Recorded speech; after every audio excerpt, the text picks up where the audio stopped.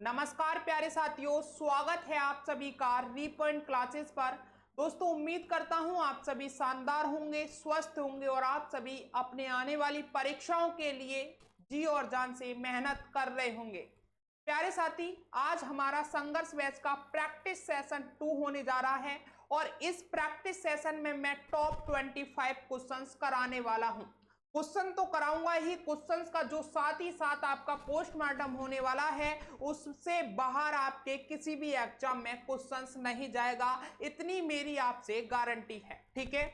अब कई साथियों का भैया कमेंट आ रहा था, क्या इस प्रैक्टिस सेशन लेने से हमारा ये एग्जाम क्लियर हो जाएगा, क्या ये एग्जाम क्लियर हो जाएगा? तो मैं आपके लिए बता दूं, आप किसी भी एग्जाम की तैयारी कर रहे हो, एसएससी का कोई एग्जाम हो, रेलवे का कोई एग्जाम हो, चाहे आपका स्टेट लेवल कोई भी एग्जाम हो, स्टूडेंट्स, जो मैं आपके लिए क्वेश्चंस करा रहा हूं और इसका पोस्टमार्टम जो करा रहा हूं, इससे बाहर आपका कुछ नहीं जाने वाला है। ठीक है, इतना विश्वास है क्योंकि भैया एक एक क्वेश्चंस अपने आप टाइप करता हूं, एक एक क्वेश्चन खुद बनाता हूं, कहीं से कॉपी पेस्ट कर नहीं लेकर आ रहा। ठीक है, तो भैया पूरा विश्वास है अपनी मेहनत पर। इसी मेहनत से, जिससे मैं आपको पढ़ा रहा हूं, उसी मेहनत के साथ में आपको पढ़ते चलना है और सिलेक्शन हम साथ मिलकर लेंगे। ठीक है, तो चलिए आज के सेशन को स्टार्ट करते हैं। लेकिन उससे पहले अगर आपने सेशन को भैया शेयर नहीं किया है तो जल्दी से अपने सभी फ्रेंड सर्कल में इस सेशन को शेयर करेंगे,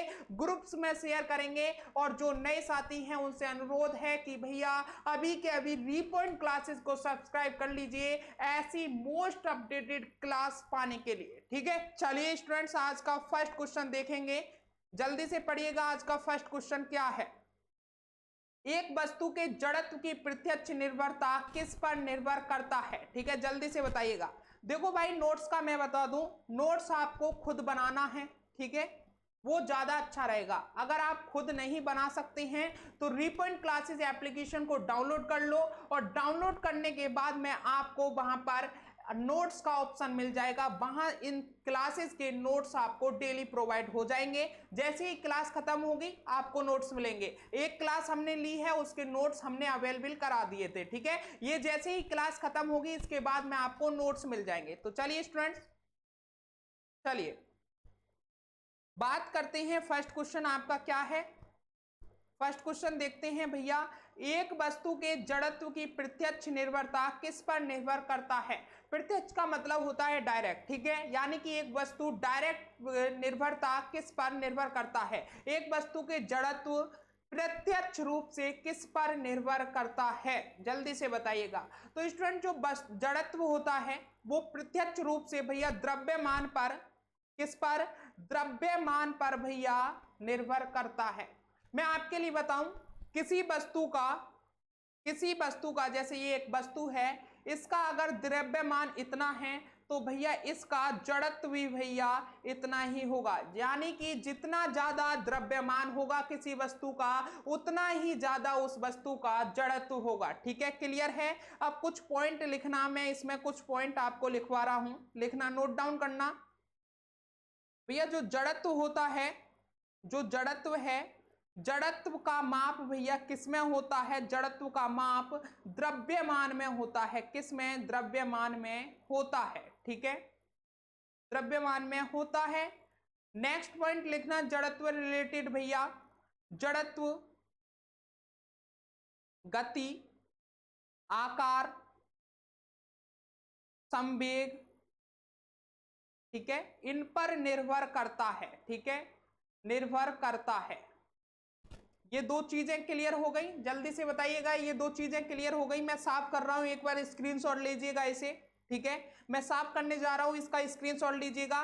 जो जड़त्व होता है वो भैया उसका माप द्रव्यमान में होता है, पहली बात। ठीक है, जड़त्व गति, आकार या फिर संवेग पर निर्भर करता है और किसी वस्तु का जितना द्रव्यमान होगा उतना ही उस वस्तु का जड़त्व भी होता है। ठीक है, चलिए ये सारी बातें क्लियर हो गई। अब मुझे आपको कुछ और लिखवाना है जो आपके एग्जाम से रिलेटेड है। खास कर से भैया यहाँ पर मैं रेलवे वालों की बात करूं तो भैया साइंस अच्छे लेवल की पूछी जाती है, तो उसी के लिए मैं यहाँ पर आपको देखना कि यहाँ से एक ना एक क्वेश्चन आपको हर शिफ्ट में देखने को मिलेगा। द्रव्यमान का मात्रक की मैं बात करूं तो भैया क्या होता है, किलोग्राम होता है। क्या होता है, किलोग्राम होता है, ठीक है। आयतन के मात्रक की बात करूं तो भैया मीटर क्यूब होता है। वेग के मात्रक की बात करूं तो भैया मीटर प्रति सेकंड होता है। संवेग के मैं मात्रक की बात करूं तो भैया जो संवेग का मात्रक होता है वो क्या होता है, जल्दी से बताइएगा। संवेग का मात्रक होता है भैया किलोग्राम मीटर प्रति सेकंड। क्या होता है, किलोग्राम मीटर प्रति सेकंड, ठीक है। द्रव्यमान के मैं फॉर्मूले की बात करूं भैया, द्रव्यमान का फॉर्मूला क्या होता है, जल्दी से बताइएगा। तो घनत्व बट्टे घनत्व अपॉन भैया क्या होता है, आयतन होता है। क्या होता है, घनत्व अपॉन आयतन, जिसे हम P अपॉन V से डिनोट करते हैं। भैया आयतन का फॉर्मूला क्या होता है, जल्दी से बताइएगा आयतन का, ठीक है। चलिए वेग का बता दीजिए, वेग का क्या होता है, तो विस्थापन अपॉन क्या होता है, समय होता है, समय, जिसे हमें डेल्टा भैया delta S upon delta T से हम इसे डिनोट करते हैं। और भैया संवेग का फॉर्मूला बताइए, तो संवेग का फॉर्मूला होता है द्रव्यमान इंटू वेग, ठीक है। क्या होता है, द्रव्यमान इंटू वेग। हम इसका फॉर्मूला लिखेंगे P equal to M into V, ठीक है। क्या होता है संवेग का भैया formula, P equal to M into V, ठीक है। ये सारी चीजें आपसे एग्जाम में पूछी जा सकती हैं। द्रव्यमान का मात्रक क्या है, द्रव्यमान का फॉर्मूला क्या है, आयतन का मात्रक क्या है, वेग का मात्रक क्या है, संवेग का मात्रक क्या है। ये सारी चीजें क्लियर हो गई, जड़त्व से रिलेटेड सारी चीजें क्लियर हो गई। अब भैया टॉप लेवल की चीजें मैं आपको बताऊं जहां से क्वेश्चन बनना तय है, ठीक है। चलिए मैं आपके लिए बताऊं टॉप लेवल की चीजें, तो भैया भौतिक राशि और उनकी विमाएं से सूत्र भैया क्या बनता है, आपका क्वेश्चन बनता है, ठीक है। विमाओं का सूत्र वगैरह और विमाएं, ठीक है, इनसे भैया हर एग्जाम में रेलवे के में क्वेश्चन मिला है, क्वेश्चन देखने को मिला है। एक बार मैं आपके लिए समझाऊंगा किस प्रकार से यहाँ पर विमा यानी कि डायमेंशन निकाली जाती हैं, ठीक है। मैं अपने आप को हाइड कर रहा हूं, थोड़ी देर को आपको समझाना है, इसलिए मैं अपने आप को हाइड कर रहा हूं, ठीक है। चलिए स्टूडेंट्स अब मैं आपके लिए यहां पर समझाऊं। चलिए क्षेत्रफल का आपसे फॉर्मूला पूछा जा सकता है, यहां से कितने क्वेश्चन बन सकते हैं। क्षेत्रफल का फॉर्मूला क्या है, ठीक है। तो क्षेत्रफल का जो फॉर्मूला होता है वो भैया लंबाई गुणा चौड़ाई होता है। क्या होता है, लंबाई गुणा चौड़ाई। और इसका विमा क्या होता है भैया, एल स्क्वायर होता है। क्या होता है, एल स्क्वायर, यानी विमीय सूत्र में हम बात करें तो m0L2T0। अब आपको ऐसे समझ नहीं आएगा, मैं आपको यहां पर थोड़ा सा आना, मैं यहां पर समझाऊं भाई। लिखना क्षेत्रफल, ठीक है, क्षेत्रफल लिखना। क्षेत्रफल का जो फॉर्मूला होता है अभी मैंने क्या बताया, लंबाई गुणा चौड़ाई। क्या होता है, लंबाई गुणा चौड़ाई, ठीक है, चौड़ाई। इससे पहले मैं आपको एक और चीज लिखवाऊं, विमीय सूत्र, ठीक है भैया। क्या, विमीय सूत्र के बारे में मैं आपको बताऊं, विमीय सूत्र, ठीक है। जो आपका विमीय सूत्र होता है वो होता है m0L0T0। इसमें हमें सबको रखना होता है। अगर हमसे किसी ने विमाएं पूछी हैं यानी कि डायमेंशन पूछी है, जैसे हमसे क्वेश्चन पूछता है क्षेत्रफल का डायमेंशन क्या है, ठीक है, तो हमें इस फॉर्मूले में सारी चीजें लगानी होती हैं। सबसे पहले डायमेंशन निकालने के लिए आपको फॉर्मूला याद होना चाहिए। क्या याद होना चाहिए, फॉर्मूला याद होना चाहिए। जैसे क्षेत्रफल का फॉर्मूला मैंने लिखवाया लंबाई गुणा चौड़ाई, ठीक है। क्या लिखवाया, लंबाई गुणा चौड़ाई। अब इस लंबाई को हम डिनोट करते हैं एल से, और भैया चौड़ाई को हम डिनोट करते हैं भैया एल से, ठीक है। यानी कि इसमें अब इसकी अगर किसी की पावर भैया कुछ ना हो तो भैया पावर 1 मानी जाती है। कितना माना जाता है, पावर 1 माना जाता है। हम इसको ऐसे भी तो लिख सकते हैं एल स्क्वायर। कैसे लिख सकते हैं, एल स्क्वायर लिख सकते हैं या नहीं। चलिए इसको हम विमीय सूत्र में लिखते हैं। विमीय सूत्र में, विमीय सूत्र क्या है, m0। तो भैया यहां पर हमें m कुछ नहीं दिखाई दिया, ठीक है। यहां पर हमें m कुछ नहीं दिखाई दिया तो हम m0 लिख देंगे। यहां पर हमें L दिखाई दिया है L स्क्वायर, तो यहां पर L स्क्वायर लिखेंगे और यहां पर हमें T कुछ नहीं दिखाई दिया तो हम यहां पर T0 लिख देंगे। और यही भैया क्षेत्रफल का क्या है, यही क्षेत्रफल की डायमेंशन है। ठीक है, यही क्या है, क्षेत्रफल की डायमेंशन है। ये सारी चीज क्लियर हुई या नहीं? अगर आपको डायमेंशन सीखना है तो इसका एक सेशन अलग बना दूंगा, इसमें भैया इतना ही मैं आपको सिखा सकता हूं। एक बार बताइएगा जल्दी से, डायमेंशन समझ आई या नहीं? जल्दी से बताइएगा एक बार, डायमेंशन समझ आई है या नहीं? जल्दी से क्लियर कीजिएगा, डायमेंशन समझ आई या नहीं? डायमेंशन से एक क्वेश्चन आपका अनिवार्य है रेलवे के एग्जाम में, 100% रेलवे के एग्जाम में डायमेंशन से एक क्वेश्चन आएगा। ठीक है, चलिए आगे बात करता हूं। मैं कुछ आपको टॉप डायमेंशन लिख कर लाया हूं जिनसे भैया एग्जामिनर क्वेश्चन पूछता ही है, इन्हें और मैं आपको लिखवा दूं, उसके बाद में भैया ठीक है थोड़ी देर और हाइड रहूंगा मैं। चलिए, तो भैया क्षेत्रफल की आपको डायमेंशन निकालना मैंने बता ही दिया, m0 L स्क्वायर और T0। ठीक है, ये हो गया। चलिए बात करते हैं आयतन यानी कि वॉल्यूम की। तो वॉल्यूम का जो भैया फॉर्मूला होता है वो होता है लंबाई गुणा चौड़ाई। ठीक है, क्या होता है, लंबाई गुणा चौड़ाई गुणा ऊंचाई। ठीक है, यानी लंबाई को भी डिनोट हम L से करते हैं, चौड़ाई को भी डिनोट हम L से करते हैं, ऊंचाई को भी भैया डिनोट हम L से करते हैं। तो यानी कि हम LQ लिख सकते हैं। ठीक है, इसकी विमा क्या हो गई, LQ। यहां भी हमें M नहीं मिला और T भी नहीं मिला, तो इसका जो फॉर्मूला हो जाएगा वो m0 L की पावर 3 और T की पावर 0। ठीक है, ये हो जाएगा। चलिए द्रव्यमान घनत्व की बात करते हैं, यानी कि मास डेंसिटी की बात करते हैं। द्रव्यमान, इसका फॉर्मूला होता है द्रव्यमान अपॉन आयतन। क्या होता है, द्रव्यमान बटे आयतन। ठीक है, और जो द्रव्यमान को हम डिनोट करते हैं वो भैया M से डिनोट करते हैं। और अभी मैंने आपको आयतन की डायमेंशन बताई थी, आयतन की डायमेंशन कितनी थी भैया, आयतन की थी LQ। तो यहां पर आप आयतन की डायमेंशन लिख दीजिए LQ। ठीक है, चलिए अब यहां पर क्या होगा, हमें m का भैया पावर 1 मिला है तो पावर 1 लिख दो, ना भी लिखोगे तो भैया जिसके ऊपर कुछ नहीं होता उसकी पावर 1 होती है। ठीक है, तो m की पावर यहां 1 और l, ये l बट्टे में है। ठीक है, तो ऊपर जाएगा तो भैया ये माइनस का चिन्ह ले लेगा, तो m की पावर 1 l की पावर -3, यहां पर t हमें कुछ नहीं मिला। तो भैया जो आपका द्रव्यमान घनत्व का जो विमा है वो ml - 3 T0। ठीक है, आवृत्ति की बात करें यानी फ्रीक्वेंसी की, तो 1 अपॉन आवर्तकाल होता है, आवर्तकाल को T से डिनोट किया जाता है, तो 1 अपॉन T इसकी भैया विमा हो जाएगी। यानी कि हमें इसमें T प्राप्त हुआ है, तो m0 और T अब बट्टे में है तो इस बट्टे को हम ऊपर ले जाएंगे तो माइनस में हो जाएगा m0 L0 T -1। ठीक है, ये क्लियर हुआ। चलिए वेग चाल की भैया आपको विमा ज्ञात करनी है, वेलोसिटी स्पीड की, तो इसका जो फॉर्मूला होता है वो होता है विस्थापन अपॉन समय। क्या होता है, विस्थापन अपॉन समय, और विस्थापन को हम L से डिनोट करते हैं और समय को T से। तो इसका जो फॉर्मूला बनेगा वो m0 L1 T1। ठीक है, क्या होगा, m0 L1 और T -1। ठीक है, T -1। ठीक है, ये इसकी विमा बन जाएगी। चलिए आगे बात करते हैं, कुछ और हैं भैया यहां पर देखना, त्वरण यानी एक्सेलरेशन, वेग अपॉन समय। अभी मैंने आपको वेग की विमा क्या लिखवाई थी, देखना वेग की विमा क्या आई है भैया, L अपॉन T। ठीक है, क्या है, L अपॉन T, यानी कि m0 L1 T -1। ठीक है, ये वेग का अभी क्या आया है भैया, वेग चाल का ये क्या आया है आपका विमा आया है, तो यहां पर इसे ही लगा दें LT -1।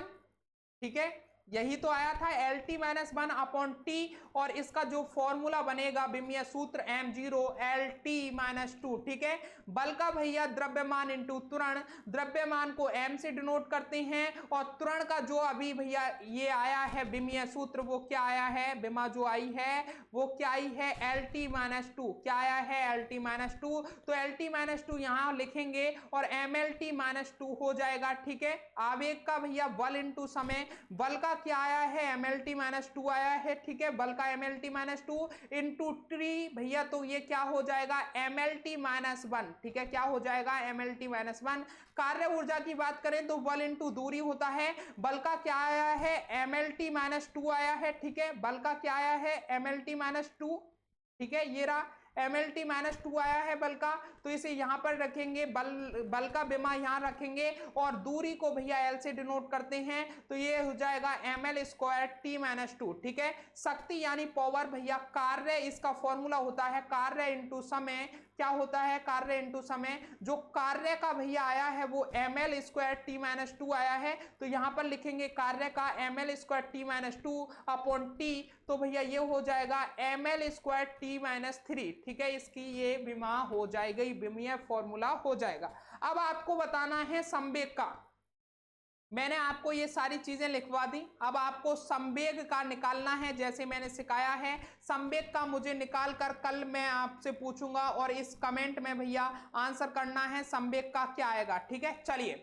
ये सारी चीजें क्लियर हुई, जल्दी से बताइएगा ये सारी चीजें क्लियर हुई। एक बार इसका स्क्रीनशॉट जो साथी लेना चाहेंगे वो ले लें, आपको पीडीएफ भैया आपके रिपन क्लासेज एप्लीकेशन पर मिल ही जाएगी, जो साथी लेना चाहते हैं स्क्रीनशॉट वो ले सकते हैं, पीडीएफ आपको भैया रिपन क्लासेज एप्लीकेशन पर मिल ही जाएगी, तो पीडीएफ की चिंता बिल्कुल ना करें। एक बार जल्दी से बताइएगा ये सारी चीजें क्लियर हुई हैं या नहीं हुई हैं, ठीक है, जल्दी से बताइएगा। चलिए आगे बढ़ते हैं, फिर हम नेक्स्ट क्वेश्चन देखते हैं स्टूडेंट्स।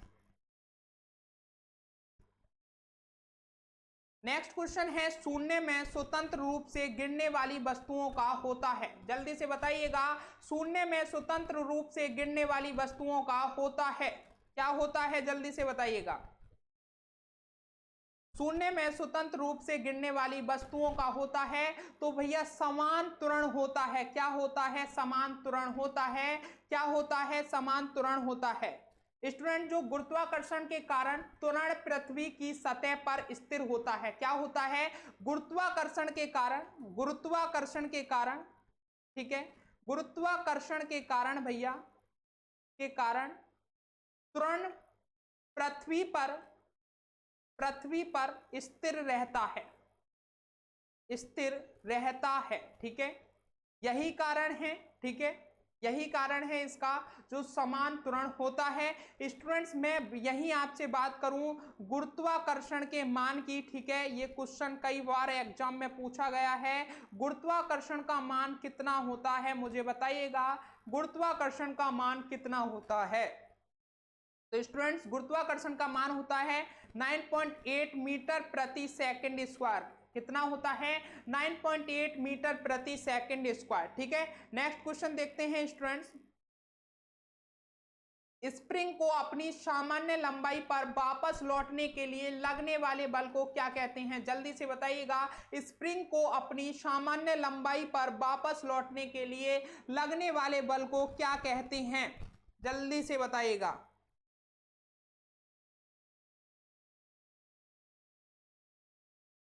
जल्दी से बताइएगा, स्प्रिंग को अपनी सामान्य लंबाई पर वापस लौटने के लिए लगने वाले बल को क्या कहते हैं, तो भैया प्रत्यायन बल कहते हैं, क्या कहते हैं, प्रत्यायन बल कहते हैं, जिसको रीस्टोरिंग, ठीक है, रीस्टोरिंग फोर्स बोलते हैं, ठीक है, रीस्टोरिंग फोर्स, ठीक है। चलिए जल्दी से बताइएगा, जूट के क्षेत्र के लिए सर्वाधिक उपयुक्त मिट्टी है, जल्दी से बताइएगा, जो जूट का क्षेत्र के लिए कौन सी मिट्टी सबसे सर्वाधिक उपयोग में लाई जाती है, जूट के क्षेत्र के लिए सर्वाधिक उपयुक्त मिट्टी कौन सी है, तो कौन सी होती है भैया, जलोढ़ मिट्टी होती है, जलोढ़ मिट्टी होती है। इसके अलावा भी मिट्टी होती है भैया, कौन सी जूट के लिए सही रहती है, एक बुलई होती है, ठीक है, बुलई दोमट मिट्टी होती है, ठीक है, या फिर चिकनी मिट्टी भी होती है, चिकनी मिट्टी, ठीक है, इसमें भी भैया जूट की फसल अच्छी होती है, ठीक है। स्टूडेंट्स मैं वही बात करूं, जो हमारे भारत में जूट की खेती होती है वो किस किस राज्य में सबसे ज्यादा होती है, तो भारत के अंदर भैया पश्चिम बंगाल में, ठीक है, पश्चिम बंगाल में सबसे ज्यादा जूट की खेती होती है, पश्चिम बंगाल में होती है भैया। असम में भी होती है, ठीक है, असम में होती है, बिहार में होती है, ठीक है, बिहार में होती है, उड़ीसा में भी होती है, ठीक है, उड़ीसा में होती है, आंध्र प्रदेश में होती है, आंध्र प्रदेश में, ठीक है, आंध्र प्रदेश में भी होती है, और मेघालय में भी भैया जूट की खेती होती है। अब मैं आपसे पूछूं कि जूट के उत्पादन में भारत का कौन सा स्थान है? जूट के स्थान में भैया भारत का जो स्थान है, भारत का स्थान भैया, भारत का स्थान जूट के खेती में भैया, जूट की खेती में भैया कौन सा है? तो प्रथम है। कौन सा है? नंबर 1 है, ठीक है। इसके बाद में भैया कहां पर होती है जूट की खेती? ठीक है, बांग्लादेश में होती है, बांग्लादेश में होती है। कहां पर? बांग्लादेश में होती है, चीन में होती है, नेपाल में होती है, ठीक है, और भैया लिखना वियतनाम में भी होती है, ठीक है।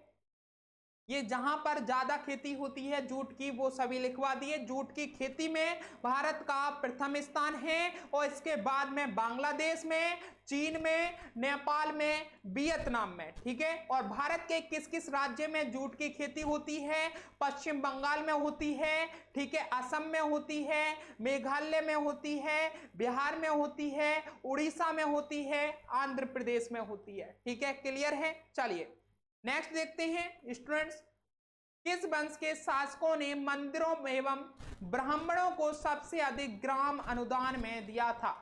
किस वंश के शासकों ने मंदिरों एवं ब्राह्मणों को सबसे अधिक ग्राम अनुदान में दिया था? तो भैया किस वंश के शासक थे? गुप्त वंश के शासक थे, ठीक है। कौन जानता है गुप्त वंश के बारे में कुछ बातें? कौन कौन जानता है जल्दी से बताइएगा गुप्त वंश के बारे में। यहां पर ही इसी क्वेश्चन के अंदर गुप्त वंश, पाल वंश, राष्ट्रकूट वंश, प्रतिहार वंश सभी क्लियर कराने वाला हूं, थोड़ा सा टाइम दीजिएगा, सारी चीजें क्लियर होंगे, ठीक है। चलिए सबसे पहले गुप्त वंश देखते हैं स्टूडेंट्स, गुप्त वंश, ठीक है। जो स्टूडेंट्स गुप्त वंश है इसकी शुरुआत 3री शताब्दी के अंत में प्रिया के पास कौशाम्बी में हुई थी। कहां पर हुई थी? तो इसको भैया अंडरलाइन करना, प्रिया के पास भैया कौशाम्बी में हुई थी। कहां पर? प्रयागराज के पास कौशाम्बी में गुप्त वंश की स्थापना हुई थी, और ये 3री शताब्दी के अंत में हुई थी। जो गुप्त वंश के पहले ज्ञात राजा थे वो श्रीगुप्त थे। कौन थे? श्रीगुप्त थे। और श्रीगुप्त के बाद उनके बेटे घटोत्कच ने शासन किया था। किसने? श्रीगुप्त के बाद में घटोत्कच उनके बेटे ने भैया शासन किया था गुप्त वंश पर। और गुप्त वंश के प्रथम प्रतापी राजा की मैं बात करूं तो कौन थे? चंद्रगुप्त प्रथम थे। कौन थे? चंद्रगुप्त प्रथम थे, ठीक है। चंद्रगुप्त प्रथम ने लिच्छवी वंश की राजकुमारी कुमार देवी से विवाह किया था। जो चंद्रगुप्त की बीवी थी वो कौन थी भैया? राजकुमारी कुमार देवी थी। कौन थी? राजकुमारी कुमार देवी थी, और लिच्छवी वंश की राजकुमारी थी, ठीक है।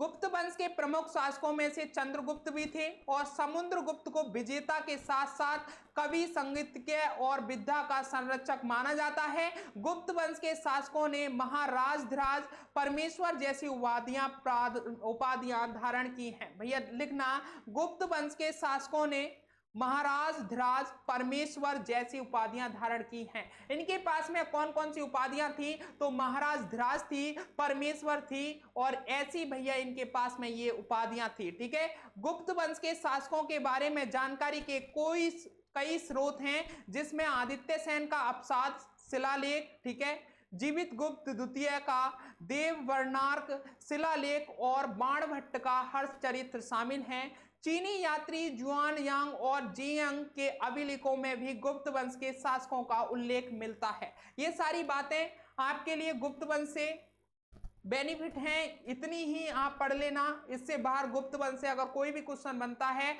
तो वो बाहर नहीं जाएगा, ठीक है। चलिए गुप्त वंश हो गया। यहां पर मैं आपको पाल वंश के बारे में बताऊं तो जो भैया पाल वंश का था, जो पाल वंश ने 8वीं और 12वीं शताब्दी तक बिहार और बंगाल के कुछ हिस्सों पर शासन किया था। जो पाल वंश था भैया इसने 8वीं और 12वीं शताब्दी तक कुछ हिस्से में बिहार के में भैया इन्होंने शासन किया था। पाल वंश के संस्थापक गोपाल थे। कौन थे पाल वंश के संस्थापक? आपसे पूछा जा सकता है पाल वंश के संस्थापक कौन थे? तो गोपाल थे, जो एक स्थानीय सरदार थे, ठीक है। पाल वंश के शासकों ने बौद्ध धर्म, शिक्षा और कला को संरक्षण दिया था। पाल वंश के शासकों ने बौद्ध धर्म, शिक्षा और कला को संरक्षण दिया था। पाल वंश के शासकों ने नालंदा और विक्रमशिला जैसे बौद्ध विश्वविद्यालयों और मठवासी संस्थानों का निर्माण करवाया था। इन्होंने किस किस का निर्माण कराया था? तो नालंदा, विक्रमशिला जैसे बौद्ध विश्वविद्यालयों का इन्होंने निर्माण कराया था। पाल वंश के शासकों के समय में बौद्ध धर्म को बहुत संरक्षण मिला। ठीक है, जो पाल वंश था इसी समय भैया बौद्ध धर्म को बहुत ज्यादा संरक्षण मिला था। आगे बात करें तो पाल वंश के शासकों ने हिंदू धर्म को आगे बढ़ाने के लिए शिव मंदिरों का भी निर्माण कराया था। शिव मंदिरों का किसने निर्माण कराया था? तो पाल वंश ने कराया था, हिंदुओं को आगे बढ़ाने के लिए। ठीक है, पाल वंश के शासक ने वास्तुकला को बहुत बढ़ावा दिया था। वास्तुकला जानते हैं कि घर में रसोई किधर बनेगी, ठीक है, घर में बेड किधर होगा, ये सारी चीजें वास्तुकला में आती हैं। तो इन्होंने पाल वंश में वास्तुकला को काफी इन्होंने आगे बढ़ावा दिया था। पाल वंश के शासकों ने बौद्ध धर्म के प्रचार के लिए कई यात्राएं भी की थी। पाल वंश के शासकों ने विभिन्न महाविहार, स्तूप, चैत्य मंदिर और किले बनाए थे। ठीक है, चलिए नेक्स्ट बात करते हैं स्टूडेंट्स, राष्ट्रकूट वंश। ठीक है, क्या? राष्ट्रकूट वंश। ठीक है, राष्ट्रकूट वंश की स्थापना दंती दुर्ग ने की थी। किसने की थी? दंती दुर्ग ने राष्ट्र वंश की स्थापना की थी। उन्होंने 735 ईस्वी से 756 ईस्वी तक शासन किया था। दंती दुर्ग ने भैया कब तक शासन किया था? तो 735 ईस्वी से 756 ईस्वी तक इन्होंने शासन किया था। दंती दुर्ग ने चालुक्य राजा कीर्तिवर्मन द्वितीय को हराकर दक्कन में राष्ट्रकूट संघ की स्थापना की थी। ठीक है, दंती दुर्ग ने अपनी राजधानी मान्यखेत या मालखेड़ में तय की थी। यह आधुनिक शोलापुर के पास है। ठीक है, राष्ट्रकूट वंश ने 8वीं 10वीं शताब्दी के बीच दक्कन के बड़े हिस्से पर शासन किया। राष्ट्रकूट वंश के प्रमुख शासक मैं आपके लिए बता दूं तो कृष्ण प्रथम, ध्रुव गोविंद तृतीय, अमोघ वर्ष, ठीक है, कृष्ण द्वितीय, इंद्र तृतीय, कृष्ण तृतीय, और ये सारे क्या थे भैया? ये भैया इनके शासनकर्ता थे, प्रमुख शासक थे। राष्ट्रकूट वंश के शासकों ने चट्टानों को काटकर मंदिर बनवाए थे। एलोरा की जो गुफा है भैया वो भी राष्ट्रकूट वंश की कई मंदिर हैं। ठीक है, एलोरा की जो गुफा है इसमें राष्ट्रकूट के वंश के कई मंदिर हैं। ठीक है, एलोरा की गुफा में राष्ट्रकूट के कई मंदिर हैं। ठीक है, चलिए राष्ट्रकूट वंश के शासनकाल में कई धर्मों को मान्यता मिली थी। चलिए आगे बढ़ते हैं स्टूडेंट्स। नेक्स्ट बात करूं तो मैं प्रतिहार वंश की। जो प्रतिहार वंश था इसमें मध्ययुगीन भारत का एक प्रमुख राजवंश था। इस वंश को गुर्जर प्रतिहार, कन्नौज के प्रतिहार या शाही प्रतिहार के नाम से भी जाना जाता है। जो प्रतिहार वंश है इसको भैया गुर्जर प्रतिहार या कन्नौज प्रतिहार या शाही प्रतिहार के नाम से भी जाना जाता है, प्रतिहार वंश को। ठीक है, जो प्रतिहार वंश का उदय था वो 8वीं शताब्दी के उत्तरार्ध में हुआ था। इस वंश के संस्थापक कौन थे भैया? नागभट्ट थे। नागभट्ट प्रथम थे। जो प्रतिहार वंश के संस्थापक थे वो कौन थे? नागभट्ट प्रथम थे। प्रतिहार वंश के राजाओं ने कन्नौज पर लंबे समय तक शासन किया था। इन्होंने कहां पर शासन किया था? तो कन्नौज पर लंबे समय तक शासन किया था। इस वंश के राजाओं ने राजस्थान के पूर्वी और मध्य भागों में कई रियासतें स्थापित की। इस वंश के राजाओं ने मालवा और गुजरात के लिए राष्ट्रकूटों पर युद्ध किया। इस वंश के राजाओं ने ऊपरी गंगा घाटी पर नियंत्रण के लिए कन्नौज के लिए युद्ध लड़ा। इस वंश के राजाओं ने अरबों का सफल प्रतिरोध किया। इस वंश के राजाओं ने त्रिपक्षीय संघर्ष में जीत हासिल की। इस वंश के राजाओं की कैडेट शाखाओं ने उपमहाद्वीप के अन्य छोटे राज्यों पर शासन किया और इस वंश के राजाओं का मुख्य धर्म पौराणिक हिंदू धर्म था। जो प्रतिहार वंश था उसका भैया मुख्य जो धर्म था वो पौराणिक हिंदू धर्म था। ठीक है, ये सारी बातें क्लियर हुई? अगर क्लियर हुई हैं तो एक बार यस सर टाइप करेंगे और बोलेंगे कि यस सर हमें सारी चीजें स्पष्ट रूप से समझ आ गई। ठीक है, चलिए आगे बढ़ते हैं स्टूडेंट्स। मैं आपके लिए बता दूं, आप कहते रहते हैं कि सर थोड़ा सा कम क्वेश्चन लेकर आइए, तो आज मैं 25 क्वेश्चन ही लेकर आया हूं। ठीक है, उस जो फर्स्ट क्लास थी उसमें मैंने 35 अप्रॉक्स क्वेश्चन कराए थे और काफ़ी अच्छे लेवल से उसमें मैंने डिटेल से जा कर भैया आपको क्वेश्चन प्रैक्टिस कराई थी। ठीक है, अब आप कहते हैं कि क्वेश्चन कम लेकर आइए। स्टूडेंट देखो मेहनत तो करनी ही पड़ेगी, आज नहीं तो कल मेहनत आपको ही करनी पड़ेगी। मेहनत के अलावा कोई और चारा नहीं है। अच्छा आप मुझे बता सकते हैं असली कामयाबी क्या है? असली कामयाबी क्या है स्टूडेंट्स? असली कामयाबी वो है जिस दिन आप खुद को कामयाब बना लोगे। तो स्टूडेंट्स आप अपने आप को कामयाब बना लो। देखो आप ही मेहनत नहीं कर रहे हो, मैं मेहनत कर रहा हूं। इस जो क्लास आपको मुझे ये जो 10 बजे देनी है, सुबह 10 बजे देनी है, मैं इस क्लास को टाइम देखो 1:14 हो रहे हैं सुबह के, ठीक है, 1:14 सुबह के हो रहे हैं और इस टाइम मैं क्लास रिकॉर्ड कर रहा हूं। अब सोचो इस क्लास को रिकॉर्ड करूंगा, ठीक है, और इसका जो भी और काम है वो भी मुझे करना है। करीब मैं आपको बताऊं तो 2 बज जाएंगे, ठीक है, 2 बजे के बाद मैं सोऊंगा और उसके बाद में मैं सुबह 5 बजे जग जाऊंगा। 5 बजे जगने के बाद मैं नहाना धोना है, ठीक है, वो सारे काम करने हैं। उसके बाद में मैं शॉप पर जाऊंगा, ठीक है, शॉप पर मैं सुबह 7 बजे निकल जाता हूं, ठीक है, 7 बजे घर से निकलता हूं, 7:30 बजे अपनी मार्केट में पहुंचता हूं और उसके बाद मैं शाम को, ठीक है, शाम कहां भैया, रात को 8 बजे घर पर आऊंगा। रात को 8 बजे घर पर आने के बाद में आपका कंटेंट तैयार करना, क्लास लेनी, खुद पढ़ना, ठीक है, सारी चीजें हैं। तो मेहनत आप ही नहीं कर रहे हैं, मेहनत भैया मैं भी आपके साथ में कर रहा हूं। स्टूडेंट 2 लाइन और कहूंगा, उसके बाद में क्वेश्चन पर चल रहे हैं। देखो अगर आपको अच्छे संस्कार सीखने हैं तो अपनी मां से सीखो, और अगर आपको कड़ी मेहनत करनी सीखनी है तो अपने पापा से सीखो। बाकी तो भैया आपको दुनिया सब चीज सिखा ही देगी, ठीक है। तो चलिए स्टूडेंट ज्यादा बात नहीं करते हैं, अपने कंटेंट पर, अपने क्वेश्चंस पर आते हैं जो आपका भैया एग्जाम में सिलेक्शन कराने वाला है। चलिए बताइएगा मुझे, एरन अभिलेख का संबंध किस शासक से है? जल्दी से बताइएगा, एरन अभिलेख का संबंध किस शासक से है? जल्दी से बताइएगा, एरन अभिलेख का संबंध किस शासक से है? भैया जो एरन अभिलेख का संबंध है वो भानुगुप्त से है, ठीक है, भानुगुप्त शासक से है। और मैं बात करूं तो भैया ये एरन अभिलेख जो है ये 1510 ईस्वी का है। किसका? 510 ईस्वी का, सॉरी 510 ईस्वी का है, मैं 1510 ईस्वी बोल रहा हूं। 510 ईस्वी का ये भैया एरन अभिलेख है। कौन सा? एरन अभिलेख जो है वो 510 ईस्वी का है। और ये कहां पर है? एरन अभिलेख कहां पर है? तो ये मध्य प्रदेश, मध्य प्रदेश, मध्य प्रदेश के सागर जिले में है, ठीक है, मध्य प्रदेश के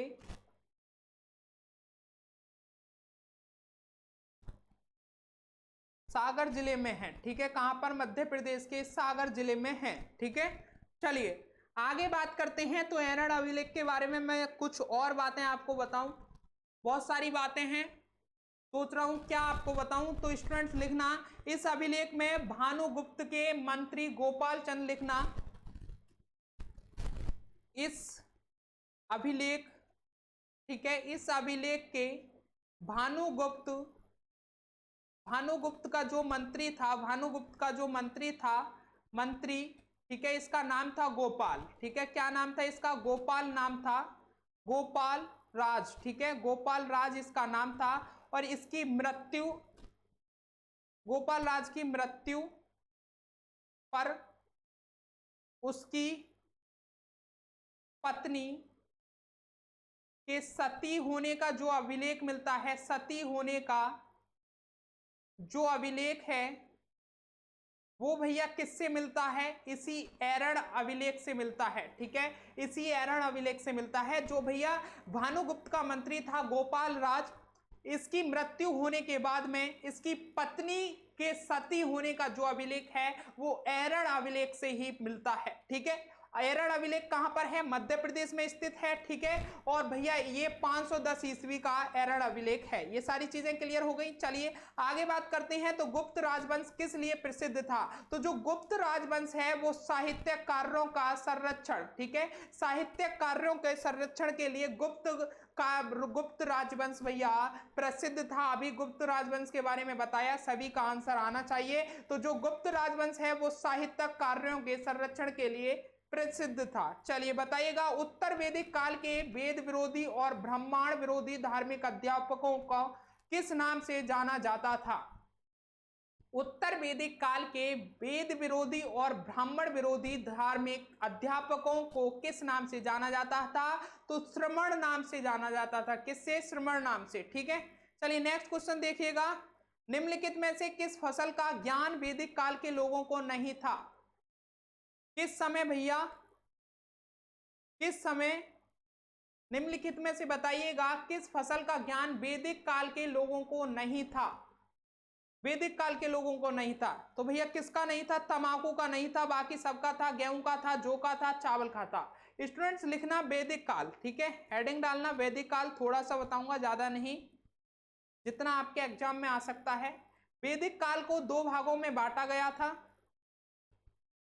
लिखना, एक था ऋग्वैदिक काल, ऋग्वैदिक काल, ठीक है, ऋग्वैदिक काल, और दूसरा था स्टूडेंट्स उत्तर वैदिक काल। ठीक है, कौन सा था? उत्तर वैदिक काल। ठीक है, उत्तर वैदिक काल। जो ऋग्वैदिक काल का समय रहा था स्टूडेंट्स, वो 1500 से 1000 ईस्वी, 1000 ईस्वी। और स्टूडेंट जो उत्तर वैदिक काल का समय रहा था वो 1000 ईस्वी से 600 ईस्वी रहा था। कितना? 600 ईस्वी रहा था। वैदिक काल को दो भागों में बांटा गया था।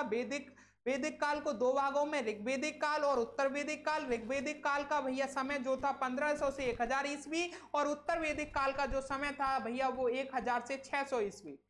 चलिए बताइएगा, हड़प्पा सभ्यता का कौन सा स्थल भारत में नहीं था? हड़प्पा सभ्यता का कौन सा स्थल भारत में नहीं था? मांडा था, बिल्कुल था। सुरकोटदा था, बिल्कुल था। हुलास था, बिल्कुल था। स्टूडेंट जो भारत में नहीं था वो था बालाकोट।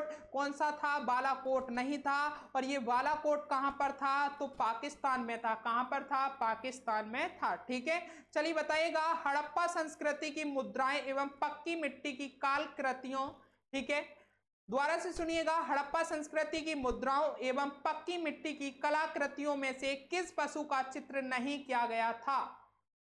जल्दी से बताइए, हड़प्पा संस्कृति की मुद्राएं एवं पक्की मिट्टी कलाकृतियों में से किस पशु का चित्र नहीं किया गया है?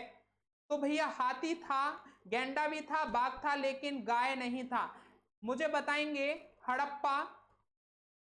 हड़प्पा सभ्यता की खोज, हड़प्पा सभ्यता की खोज किसने की?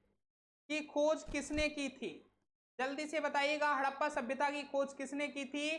तो स्टूडेंट दयाराम साहनी जी के द्वारा हड़प्पा सभ्यता की खोज की, दयाराम साहनी जी के द्वारा। ठीक है, कब की गई थी? तो 1921 में की गई थी। कब? 1921 में की गई थी हड़प्पा सभ्यता की खोज दयाराम साहनी द्वारा। ठीक है, जल्दी से बताइएगा, ऋग्वेद में गंगा नदी का उल्लेख कितनी बार किया गया है? स्टूडेंट जो ऋग्वेद है उसमें गंगा नदी का उल्लेख एक बार किया गया है। कितनी बार? एक बार किया है गया है। और जो ऋग्वेद में सबसे ज्यादा उल्लेख किया गया है, वो सबसे ज्यादा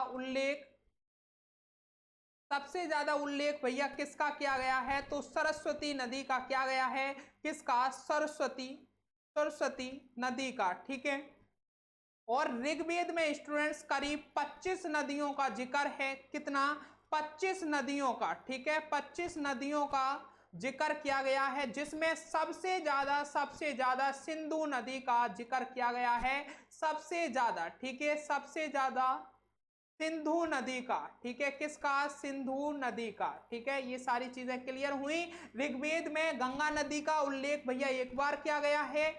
ठीक है, और इसमें जो सबसे ज्यादा पवित्र नदी थी, स्टूडेंट्स यहां पर लिखना, सबसे ज्यादा उल्लेख तो भैया सिंधु नदी का किया गया था, लेकिन सबसे ज्यादा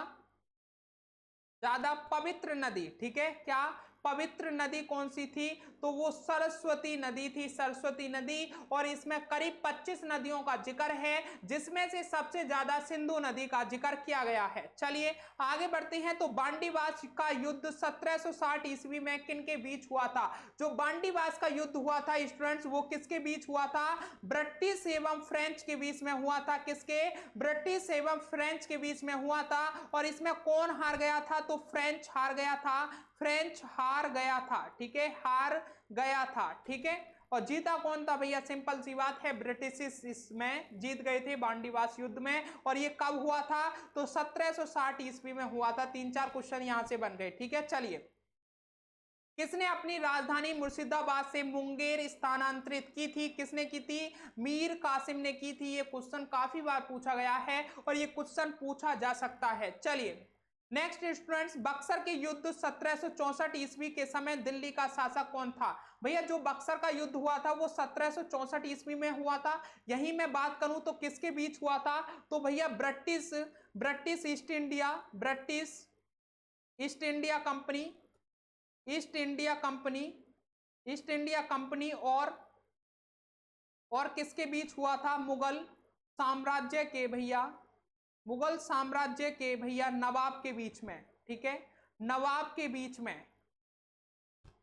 के बीच में ये युद्ध हुआ था बक्सर का। और इसमें जीते कौन थे? तो भैया इसमें जीत किसकी हुई थी? भैया जीत इसमें अंग्रेजों की हुई थी। किसकी हुई थी? अंग्रेजों की हुई थी। और जो अंग्रेजों का नेतृत्व क्या था वो किसने किया था? नेतृत्व की बात करूं तो मेजर हेक्टर मुनेरो ने किया था। किसने? मुनेरो ने किया था। ठीक है, मेजर हेक्टर मुनेरो ने भैया अंग्रेजों का नेतृत्व किया था और अंग्रेजों की बक्सर के युद्ध में भैया जीत हुई थी। जो बक्सर का जो युद्ध भैया 1764 ईस्वी में हुआ था। और इस समय भैया दिल्ली का शासक कौन था? तो भैया दिल्ली का जो शासक था वो कौन था? शाह आलम था। कौन था? शाह आलम था। ठीक है, नेक्स्ट क्वेश्चन देखिएगा स्टूडेंट्स।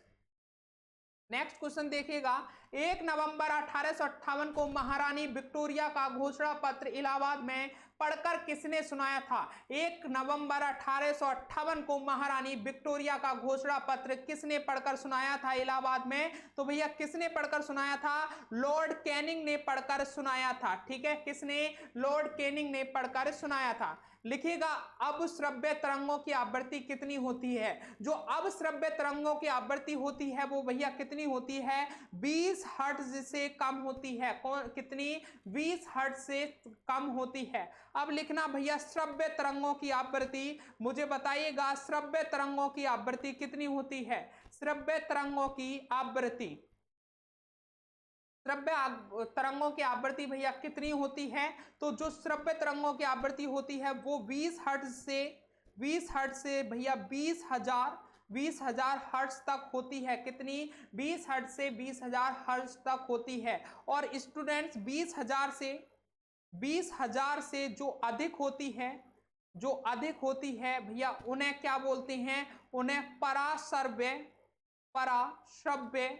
पराश्रव्य तरंग बोलते हैं। ठीक है, पराश्रव्य तरंग बोलते हैं। और इन तरंगों को भैया इंसान द्वारा नहीं सुना जा सकता। ये भी फैक्ट है कि इन तरंगों को इंसान द्वारा नहीं सुना जा सकता है। ठीक है, कई बार एग्जाम में पूछे गए हैं और आपके रेलवे एग्जाम में ये पूछे जा सकते हैं। ठीक है, तो ये जो भी तरंगे हैं, श्रव्य तरंगे, अवश्रव्य तरंगे और पराश्रव्य तरंगे जो भी हैं, ये इन्हें भैया इंसानों के द्वारा नहीं सुना जा सकता है। इन्हें सुन कौन पा सकते हैं? चमगादड़, कुत्ता वगैरह इन्हें भैया सुन सकते हैं। ठीक है, चलिए आगे बढ़ते हैं। सबसे कम तरंग लंबाई वाले किरण हैं।